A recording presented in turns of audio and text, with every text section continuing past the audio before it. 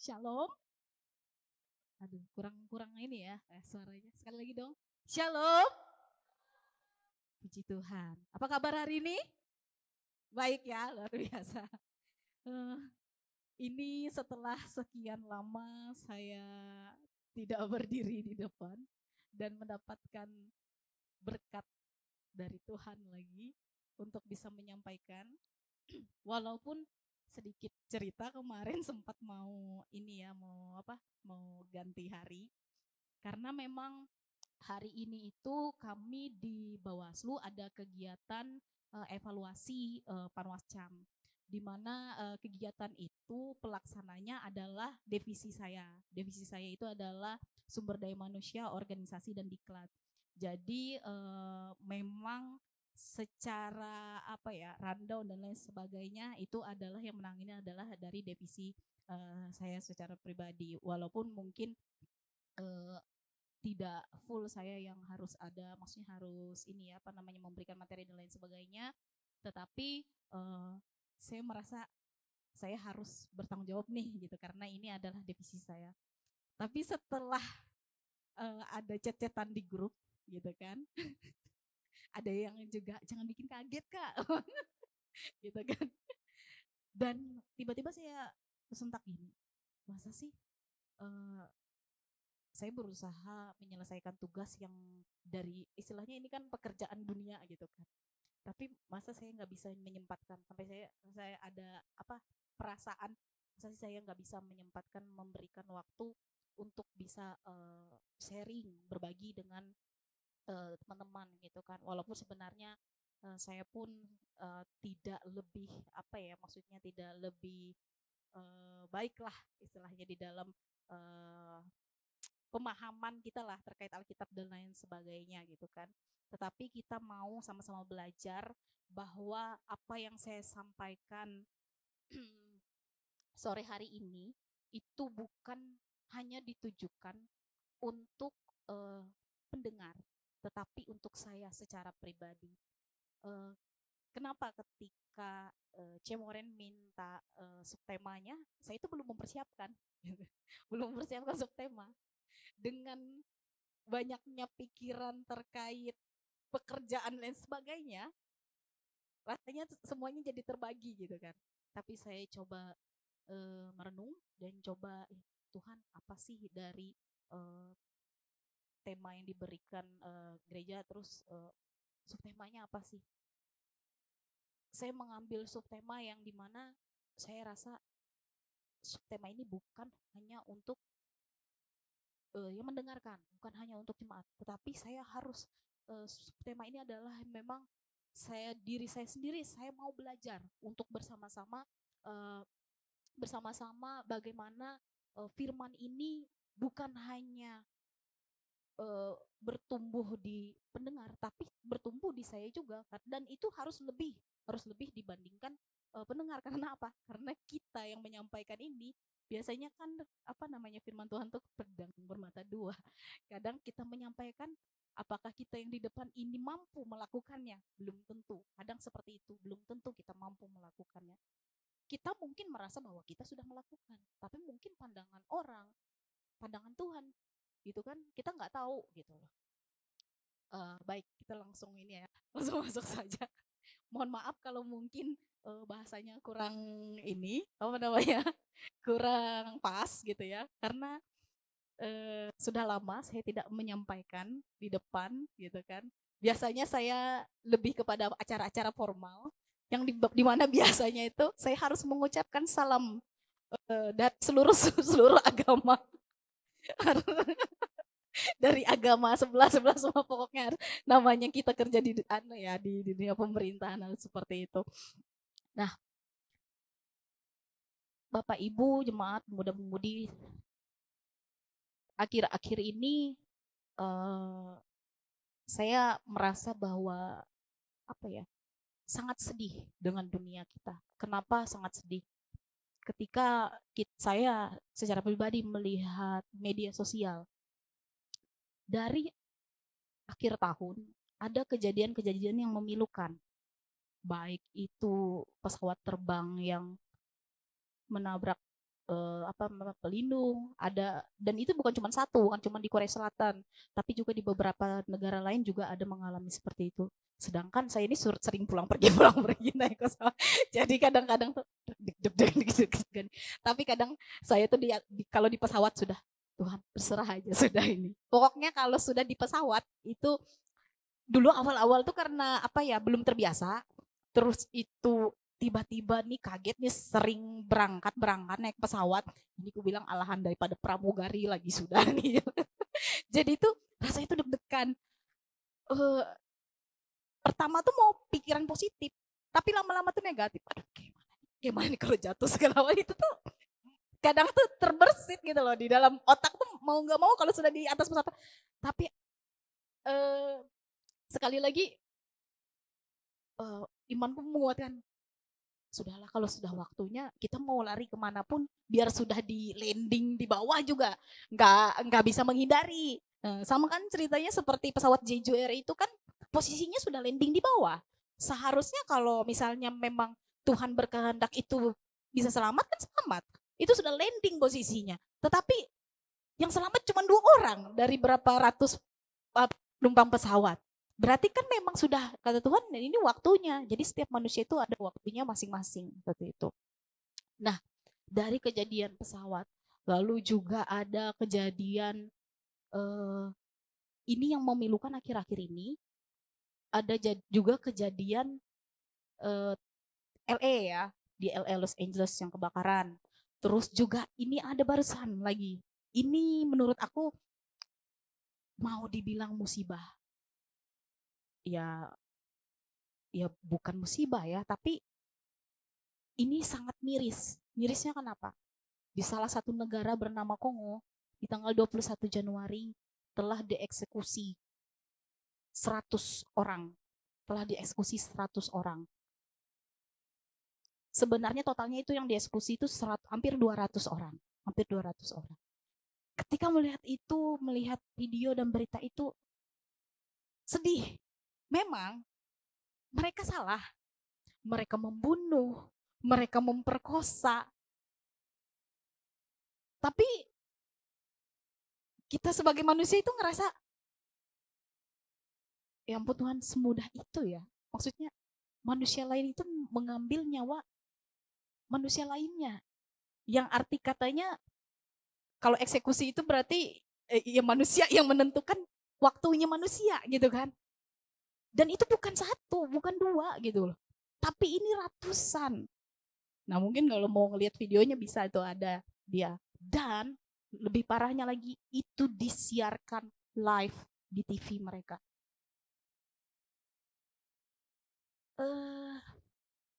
Yang miris ketika saya coba buka komen, entah ini benar, apakah entah ini salah, tapi manusia sekarang itu berpikir gini, ngapain kasihan?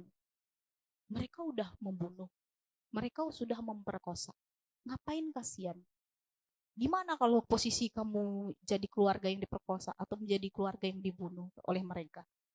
Apakah kamu akan berkata kasihan kepada mereka? Tapi kita sebagai manusia, memang itu tidak terjadi di kita, tapi kita sebagai manusia merasa bahwa kok semudah itu ya, kenapa tidak dicoba diberi kesempatan gitu loh, coba diberi kesempatan. Tapi ya itulah, kadang kehidupan sekarang itu ya kadang nggak tegas, salah tegas juga, entah mau ini dibilang tegas apa tidak ya, karena memang di negara Kongo ini kejahatannya sangat ekstrim katanya, kejahatan sangat ekstrim. Jadi mengapa pemerintah itu melakukan itu supaya diketahui semua oleh masyarakat, supaya mereka mengurangilah tingkat kejahatan yang berada di wilayah Kongo tersebut, seperti itu loh. Dan ini kemarin 21 Januari sudah dieksekusi 100 orang dan akan lanjut lagi sekitar 80 atau 70 orang akan dieksekusi. Nah, kalau mau tahu beritanya silakan di searching sendiri ya. Itu banyak bagaimana dari cerita-cerita tersebut bahwa apa ya, kejahatan itu udah kayak mulai merajalela gitu kan. Merasakan nggak sih, maksudnya kayak ada perbedaan yang berbeda dari mungkin sebenarnya tidak terpublikasi aja sih yang sebelum-sebelumnya, tapi kalau sekarang kan karena apa namanya media sosial dan sebagainya, jadi kita semuanya itu dengan mudah bisa apa namanya melihat melihat informasi-informasi dari negara-negara lain pun seperti itu ya. Nah, tema kita adalah Heart of Worship Bring Restoring Relationship ya. Di sini dari tema ini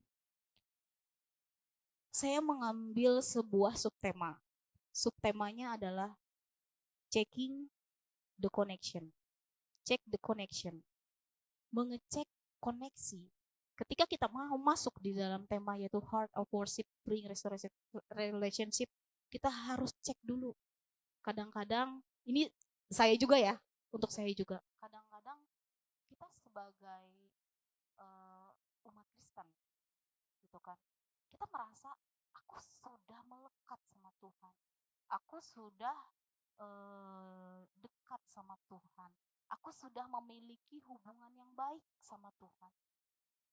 Tapi pernah nggak coba kita cek dulu, apakah benar kita sudah terkoneksi dengan Tuhan?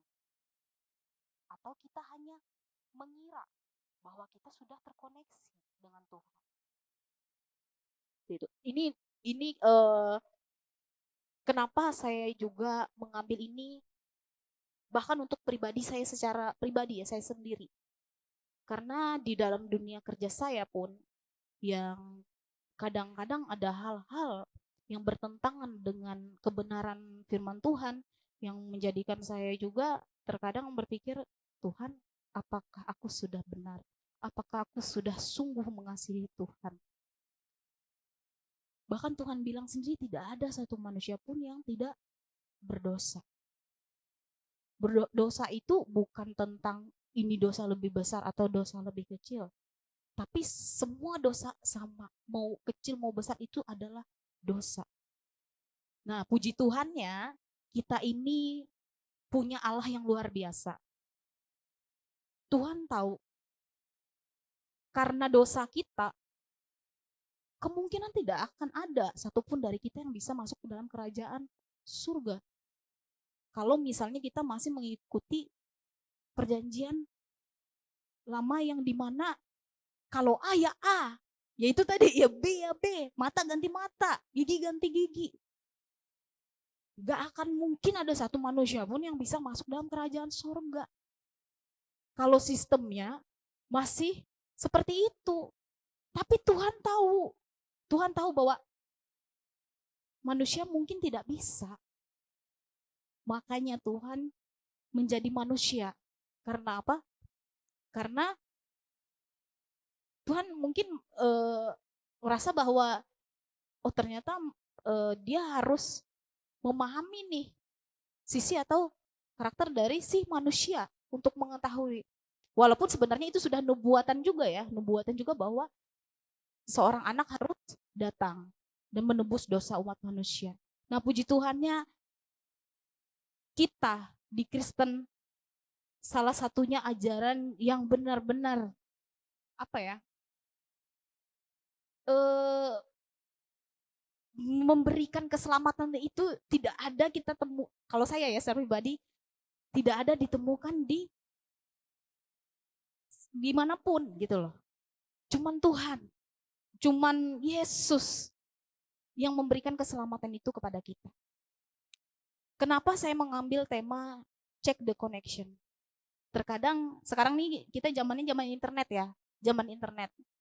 Nah, kalau di zaman internet itu kita untuk koneksi kita harus punya apa? Password kan kadang-kadang. Ya mungkin kalau ada yang bisa langsung di apa koneksiin ya mungkin ada sebagian yang seperti itu. Tapi kadang-kadang kita harus punya password. Lalu kadang password kita benar apa salah? Sudah sesuai enggak password kita? Karena kalau tidak sesuai ternyata tidak tersambung. Nah, tidak tersambung. Lalu misalnya pun sudah tersambung, terkadang apa? Signalnya lemah, sedang, atau kuat. Itu tergantung lagi. Gitu loh.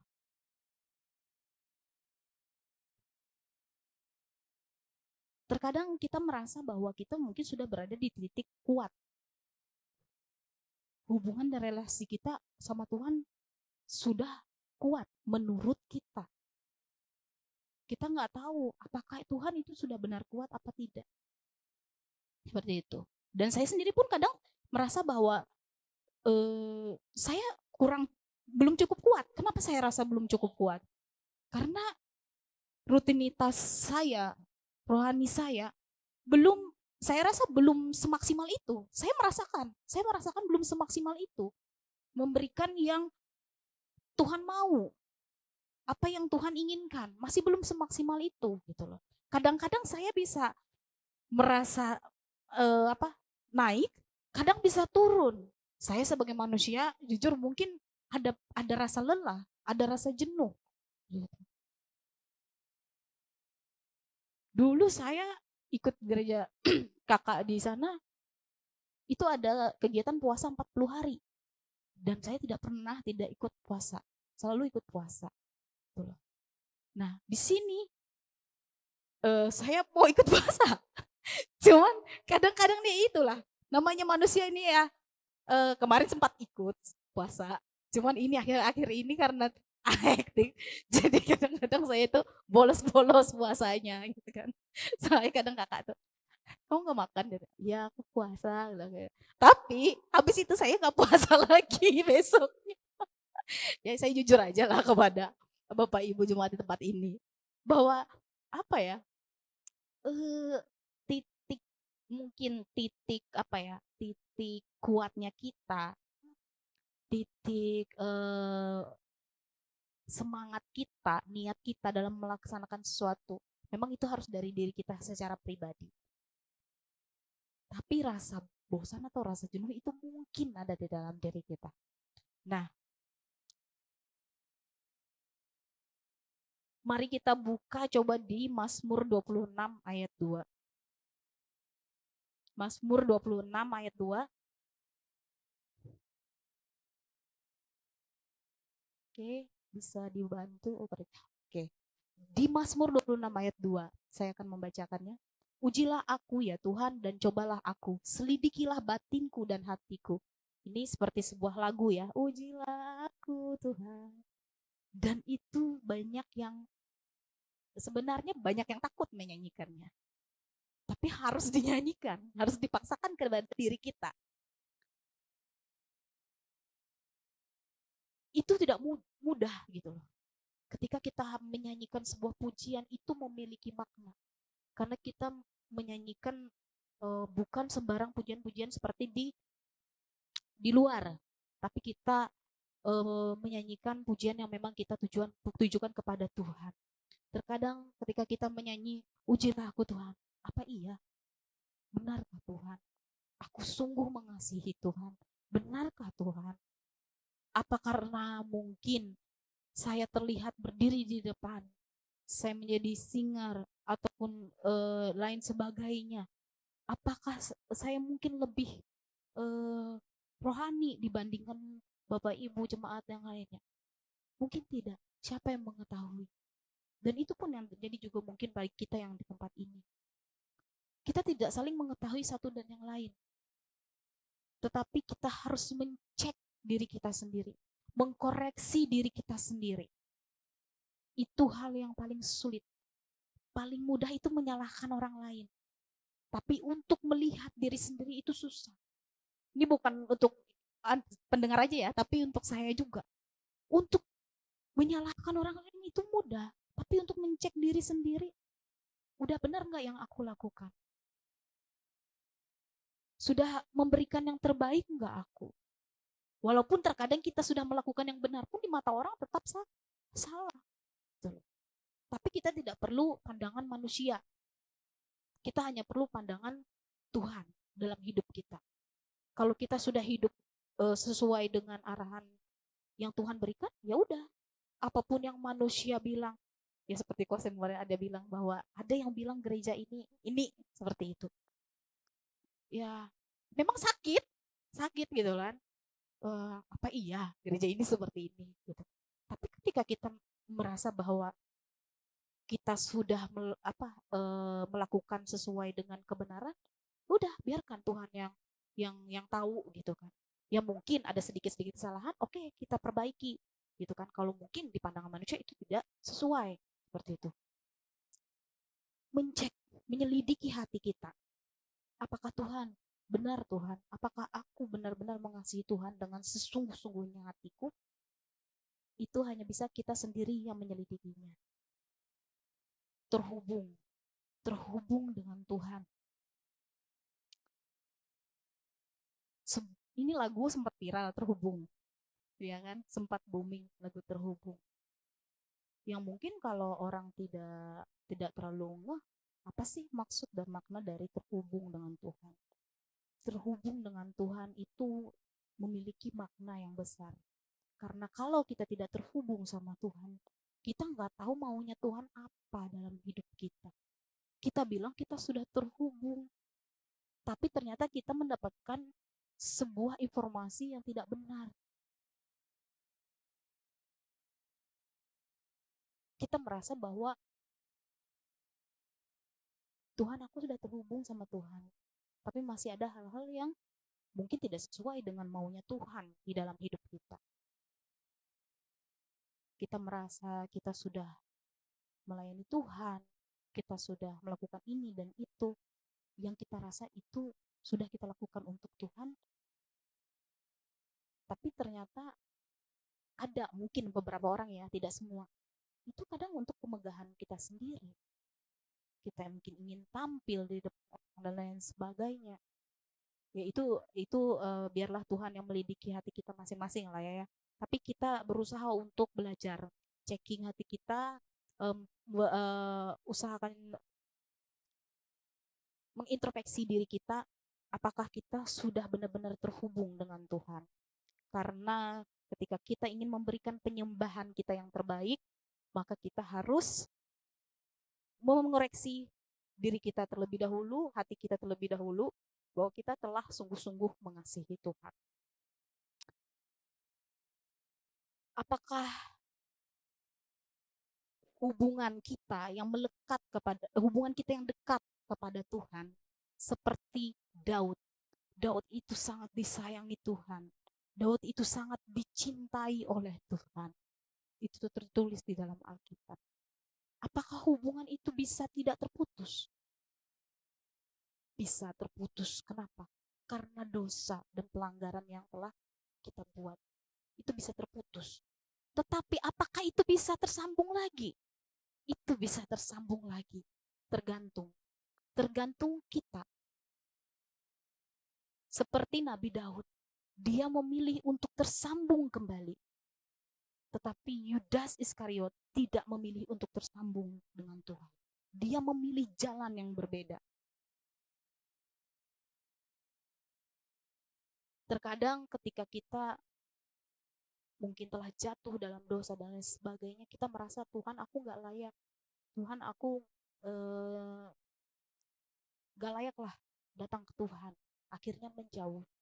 Akhirnya menjauh dan lebih jauh lagi. Padahal ketika kita merasa bahwa kita sudah terlalu jauh dari Tuhan, paksa lagi diri kita untuk tetap dekat sama Tuhan. Karena kalau kita jauh, lalu kita tidak memaksa untuk dekat, maka kita mungkin benar-benar terhilang. Ada beberapa poin yang bisa saya mungkin sama-sama kita pelajari dan saya berikan kepada kita semua, bahwa apa sih yang harusnya kita lakukan agar kita benar-benar bisa cek hati kita, apakah kita sungguh mengasihi Tuhan, lalu kita masuklah di dalam penyembahan yang benar, sehingga kehidupan kita mulai diperbaharui lagi oleh Tuhan. Poin yang pertama, yaitu menyelidiki, mengoreksi diri kita. Apa kita sudah sungguh-sungguh mengasihi Tuhan? Karena jangan menanyakan, apakah Tuhan mengasihi saya? Tapi tanyakan, apakah saya sudah mengasihi Tuhan? Karena apa? Tuhan dari dulu, sekarang, dan selama-lamanya tidak pernah berubah. Dia selalu mengasihi kita. Jadi jangan pertanyakan bahwa apakah Tuhan benar-benar mengasihi saya? Ketika apa yang saya inginkan, apa yang saya mau, jalan hidup saya seperti ini Tuhan, ekonomi saya seperti ini, keluarga saya seperti ini, saya tidak bersekolah seperti teman-teman lain, saya tidak berkuliah mungkin. Kenapa Tuhan? Kenapa saya dapat keluarga yang broken heart? Apa Tuhan tidak mengasihi saya? Itu Tuhan mengasihi kita. Tetapi Tuhan tahu bahwa setiap kita itu pasti punya porsinya masing-masing. Tuhan tahu Vera sanggup seperti ini. Tuhan tahu saya sanggup seperti ini. Dan yang lain-lainnya pun permasalahannya. Kalian sanggup, kalian pasti bisa menghadapi itu. Tapi bukan berarti Tuhan tidak mengasihi kita. Yang kadang adalah, apakah Tuhan? Aku sungguh mengasihi Tuhan. Ketika ada masalah kita berlari. Tuhan jahat. Tuhan gak sayang sama aku.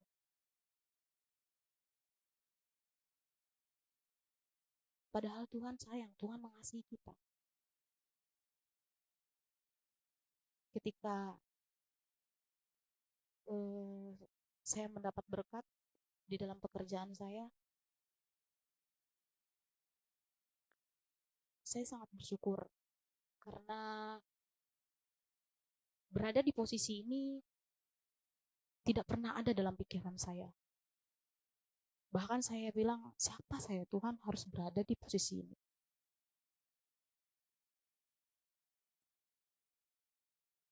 Saya tidak tahu apa rencana Tuhan dalam kehidupan saya ketika saya berada di tempat pekerjaan ini, ataupun ketika saya harus pulang lagi ke Sampit. Tidak pernah terpikirkan dalam pikiran saya. Saya yang sudah terbiasa di kota yang besar dengan banyak mall, dengan banyak tempat dan lain sebagainya yang bisa saya kunjungi, dengan luas wilayah yang lumayan, seperti Kosem juga yang dulunya di Bali, enak di Bali. Tapi kadang kita tidak tahu gitu loh, maksudnya apa rencana Tuhan di dalam kehidupan kita itu. Kadang tuh sudah biarin seperti air mengalir. Biarin seperti air mengalir. Tuhan tuh pasti punya rencana yang indah untuk kehidupan kita. Nah, poin yang pertama adalah selidiki, koreksi hati kita. Koreksi hidup kita. Apakah kita sudah benar mengasihi Tuhan? Apakah belum? Agar kita tidak hanya terkoneksi, tetapi ketika kita terkoneksi, kita juga kuat di dalam Tuhan. Bukan hanya terkoneksi. Karena kalau terkoneksi masih ada lemah, sedang, atau kuat. Atau bahkan kita merasa sudah terkoneksi, tapi ternyata belum terkoneksi sama sekali. Seperti itu. Lalu poin yang kedua, untuk kita bisa terkoneksi dengan Tuhan, merendahkan hati kita di hadapan Tuhan atas pelanggaran dan kesalahan kita. Ini saya ambil dari kisah Daud. Kita buka di Mazmur 51 ayat 5. 51, Mazmur 51 ayat 5. Mengapa kita perlu untuk merendahkan hati kita di hadapan Tuhan atas pelanggaran dan kesalahan kita? Sesungguhnya dalam kesalahan ayat 5, 51 ayat 5, maaf. Ini 51 ayat 7 ya?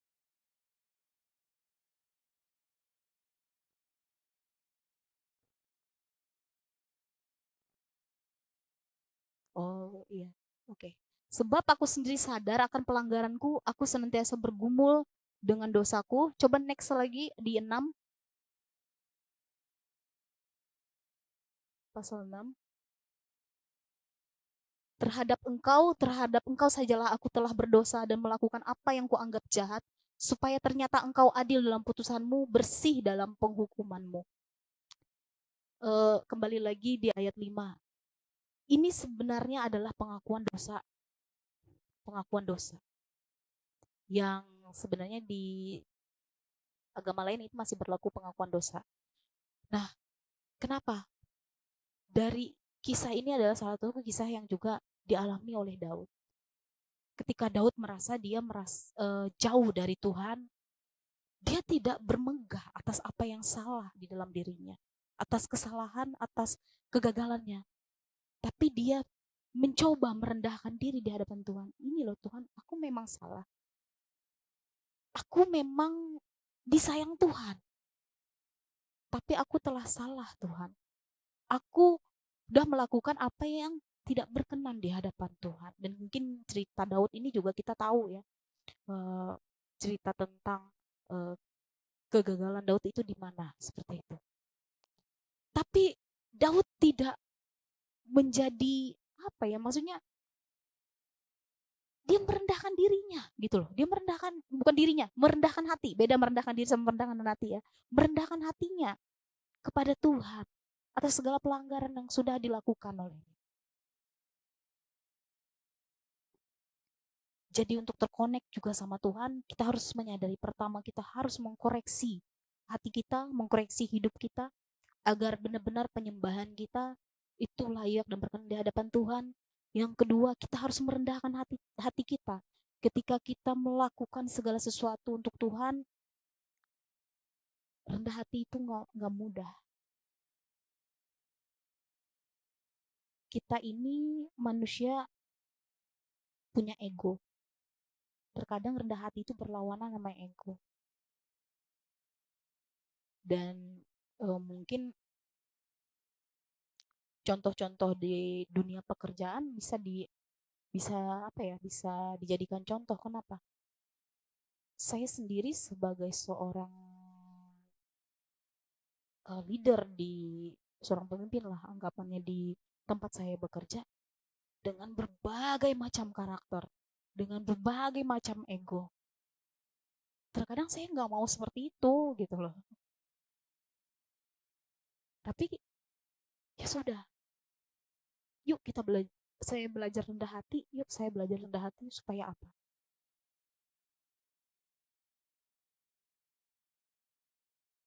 Supaya semuanya bisa berjalan dengan baik. Kalau kita mau keras-keras, mungkin bisa. Ketika saya harus menjadi seorang pemimpin yang ketika stafnya bermasalah dengan pimpinan lain, seharusnya saya membela staf saya. Tapi saya bilang sama dia, orang yang kamu lawan itu adalah orang yang menandatangani surat tugas kalian. Saya memang pimpinan kalian, di bawah kalian, saya pimpinan kalian. Tapi ketika saya mungkin membela kalian, saya berkelahi dengan pimpinan tersebut yang bermasalah dengan kalian tersebut, apakah keuntungan yang kalian dapat? Gak ada. Gak ada keuntungan yang kalian dapat. Walaupun pada saat itu staf saya marah sama saya, pimpinan lain marah sama saya. Yang dari pimpinan lain bilang, oh ibu bela ini. Yang satu bilang, kok ibu gitu? Posisi pemimpin nih, jadi saya itu serba salah gitu loh dalam posisi ini. Saya mempunyai sikap seperti ini, saya dibilang tidak membela, tidak menyayangi dia, seperti itu. Padahal terkadang yang terlihat mungkin tidak menyayangi, sebenarnya itu adalah sesuatu strategi supaya dia tetap bisa bisa nyaman seperti itu. Karena oke, saya bela, tapi saya tidak punya kewenangan. Ketika kamu harus pergi surat tugas, dinas luar dan lain sebagainya, siapa yang pergi menandatangani? Bukan saya. Memang kamu di bawahnya saya, tapi ada kepala sekretariat lah namanya, kepala sekretariat yang menandatangani itu gitu. Untuk membenahi lembaga ini yang memiliki ego sangat macam-macam lah. Itu membuat saya secara pribadi itu sempat sedikit stres, dan bahkan kadang-kadang saya pikir sudah masa bodoh aja, terserah aja mereka situ mau berkelahi gak apa. Kadang-kadang gitu. Tapi terkadang balik lagi, saya ini adalah divisi SDM, yang dimana divisi SDM ini harus menangani orang, membina orang yang lebih tua dari saya. Kadang-kadang bingung. Saya bilang gini, saya ini pernah kayak menasihati orang, tapi orang-orang ini lebih tua dari saya. Saya itu sampai bingung gitu. Ya Bapak Ibu, saya rasa kalian ini kan lebih tua, lebih dewasa dari saya bilang gitu kan. Jadi itu kadang-kadang saya lucu juga lah saya ini di SDM, gue bilang gitu. Saya harus membina orang, tetapi orang-orang ini lebih tua dari saya. Seharusnya mereka istilahnya pengalamannya, kebijaksanaannya bisa lebih lah daripada saya. Dan saya juga merasa segan sebenarnya. Kenapa? Karena harus memberitahukan orang yang lebih tua. Tapi ya namanya dalam dunia kerja tidak ada yang tua dan tidak ada yang muda, dan untungnya mereka memahami itu seperti itu. Sampai kadang-kadang ada bahasanya gini, ya Bu, ujarnya, yang tua itu belum tentu dewasa. Maaf ya, ini tidak menyindir ya. Ini memang saya sendiri temukan di dalam dunia pekerjaan. Ya Bu, yang namanya tua itu belum tentu dewasa, katanya gitu. Ya puji Tuhan, saya berterima kasih kepada Tuhan bahwa di dalam pekerjaan saya seringkali saya bingung juga. Tuhan kasih mungkin ya kita orang-orang Kristen tuh hikmat ketika kita harus menyelesaikan sebuah masalah. Itu yang saya luar biasa. Dan saya merasakan bahwa di Bawaslu ini orang Kristennya cuma 4 atau 5, tapi orang Kristennya di situ itu bisa dibilang mempunyai peran yang sangat penting semua gitu loh. Maksudnya kayak kalau mereka ini ya agak goyang lah gitu, tapi mereka mempunyai peran yang penting gitu loh. Nah, luar biasa dibandingkan teman-teman sebelah yang jumlahnya lebih banyak gitu loh. Nah, puji Tuhan saya bilang seperti itu. Nah, tadi pertama kita harus menyelidiki, mengoreksi diri kita apakah kita sungguh mengasihi Tuhan. Kedua, kita merendahkan hati kita di hadapan Tuhan, mengakui atas segala pelanggaran dan atas segala kesalahan kita.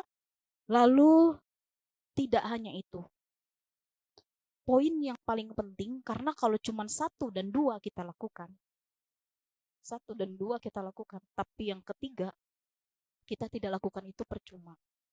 Karena akhirnya mungkin kita bisa akan kembali lagi dan bisa akan jatuh lagi, yaitu melekat dan mendekat kepada Tuhan.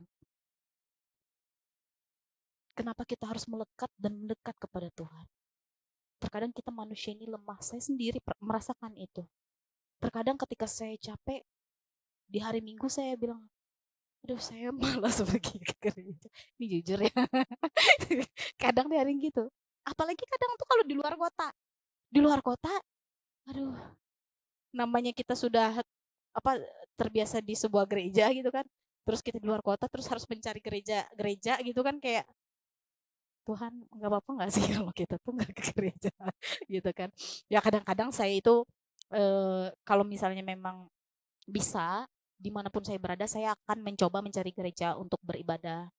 Tapi kalau misalnya memang pada saat itu memang padat sekali jadwal, ya kadang-kadang saya tuh bisa online juga. Nah, makanya kadang kalau misalnya live dari sini, bisa kadang kan saya ikut online untuk beribadah gitu kan. Karena ketika saya tidak beribadah, saya merasakan ada sesuatu yang kurang gitu di dalam diri saya. Kayaknya 1 minggu ini ada yang kurang gitu ya. Karena kenapa gitu? Karena tidak beribadah gitu kan. Ya, eh, melekat dan mendekat kepada Tuhan. Jadi ketika poin 1 dan poin 2 sudah kita laksanakan, maka kita harus menguatkan diri kita, yaitu melekat dan mendekat sama Tuhan. Melekat dan mendekat sama Tuhan dapat kita lakukan secara pribadi dan juga bisa kita lakukan secara komunitas. Kalau kita merasa bahwa secara pribadi kayaknya kurang, ditambah dengan komunitas. Kenapa? Karena terkadang komunitas bisa saling menguatkan kita untuk kita saling dapat bertumbuh di dalam Tuhan. Waktu itu. Ya, mungkin mohon maaf jika penyampaiannya apa ya agak kaku. Agak kaku, kenapa agak kaku jadinya? Karena terbiasa formal gitu ya. Kalau di sana formal, di sini ya formal juga sih, semi formal ya. Ya, dari sini dapat kita sama-sama belajar bahwa yuk kita mulai mengoreksi mengoreksi diri kita sendiri, kita mengoreksi orang lain, ya udah, ya masing-masing lah ya. Tapi kalau lebih pentingnya kita koreksi diri kita, lalu rendahkan hati kita di hadapan Tuhan, mengakui segalanya. Lalu yang ketiga, melekat kepada Tuhan, agar hubungan kita, connection kita tidak hanya dikira tersambung, lemah, sedang, atau kuat. Itu masing-masing kita yang tahu, masing-masing kita yang menyelidiki hati kita. Apakah kita sudah benar-benar kuat? Apakah kita berada dalam posisi lemah, atau kita berada dalam sedang, atau kita berada di dalam posisi yang kuat, sudah terhubung dan terconnection dengan Tuhan. Itu yang dapat saya sampaikan sore hari ini, dapat menjadi pembelajaran kita. Ketika kita sudah terkoneksi dengan Tuhan, marilah kita menyembah dengan kemurnian hati, agar kita dapat direstoring lagi hubungan kita dengan Tuhan. Dan ini saya sampaikan bukan hanya untuk jemaat Tuhan, tapi untuk saya secara pribadi. Karena percuma ketika saya menyampaikan, tapi saya secara pribadi pun tidak berusaha untuk belajar. Mungkin ini salah satu yang juga ingin saya kuatkan di dalam diri saya, bahwa kesibukan dan lingkungan yang ada itu sangat mempengaruhi keadaan kita masing-masing. Kalau saya secara pribadi ya, lingkungan pekerjaan terkadang bertolak belakang, tapi saya nggak tahu apa maksud Tuhan, apa tujuan Tuhan. Saya berusaha selama saya bisa melakukan dan mampu melakukan, saya akan coba lakukan apa yang Tuhan mau dalam kehidupan saya. Tetapi ketika mungkin saya salah dalam melangkah, kembali ingatkan saya kembali, saya ingin mengoreksi diri saya dan ingin membawa diri saya kembali lebih melekat dan lebih dekat lagi kepada Tuhan. Karena sesungguhnya adalah kemurnian hati itu yang dicari Tuhan, untuk kita benar-benar masuk dalam penyembahan yang benar dan dapat merestorasi kehidupan kita. Itu saja yang dapat saya sampaikan. Mari kita berdoa sambil mungkin altar bisa menyiapkan diri. Kita akan berdoa dan berterima kasih kepada Tuhan karena kebaikan Tuhan di dalam kehidupan kita hari lepas hari. Biarlah kita semakin hari semakin terhubung kepada Tuhan. Bapa, kami mengucap syukur atas setiap kebaikan Tuhan di dalam kehidupan kami.